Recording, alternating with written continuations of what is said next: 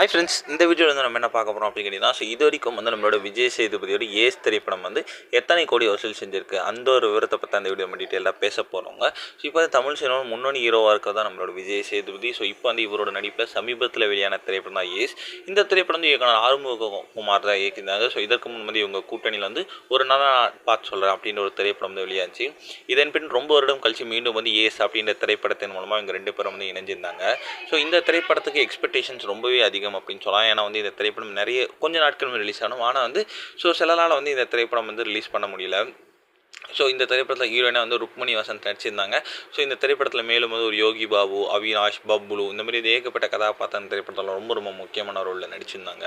கடந்த 23ஆம் தேதி ரிலீஸ் ஆன இந்த திரைப்படம் வந்து ரசிகர் மத்தியில் அந்தளவுக்கு வந்து ஒரு வரவேற்பு பெறலை அப்படின்னு சொல்லலாம். நிறைய பேருக்கு இந்த ஒரு திரைப்படம் ரிலீஸ் ஆனதே வந்து தெரியல. ஸோ இந்நிலையில் வெறும் வந்து இந்த திரைப்படம் 7 கோடி தான் வசூல் செஞ்சிருக்கு அப்படின்றது ரொம்ப பெரிய ஒரு விஷயம் அப்படின்னு சொல்லலாம். ஏன்னா வந்து கிட்டத்தட்ட படுதோல்வி மாதிரி ஆகிடுச்சு. ஸோ விஜய் சேதுபதி கரியரில் ஒன் ஆஃப் த பிக்கஸ்ட் ஒரு ஃப்ளாப் அப்படின்னு சொல்லலாம். இந்த ஒரு விஷயம் விஜய் சேதுபதி ஃபேன்ஸ் மத்தியில் ரொம்ப ட்ரெண்டிங்காக போயிட்டுருக்கு.